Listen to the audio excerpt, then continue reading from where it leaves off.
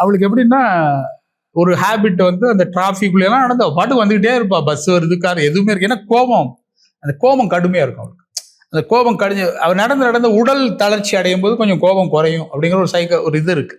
எனக்கெல்லாம் அந்த ஹேபிட், நடந்து ரொம்ப தூரம் வேகமாக போயிடுவேன். போனோன்னா ஒரு இடத்துல ஒரு ஃப்ரீ மைண்ட் வரும். அப்படி நடந்து வந்து இந்த ஸ்ரீஷோர் வழியாக வந்து அந்த அந்த வேவ்ஸ் பயங்கரமாக அடிச்சுட்டு இருக்கோம். இங்கே தான் எடுத்தோம், இந்த உத்தண்டியில் வந்து நிற்பா. அது கொஞ்ச நேரம் அப்படியே மைண்டை வச்சு கண்ணை திறப்பா. அந்த வேவ்ஸ் எல்லாம் அமைதியாக இருந்த மாதிரி இருக்கும். அது கொஞ்சம் ரிவர்ஸ்லெஸ்ல ஷார்ட், கொஞ்சம் சினிமேட்டிக் ஷார்ட் தான். ரிவர்ஸில் அந்த தாலி கட்டினதெல்லாம் ரிவர்ஸில் போயிடும்.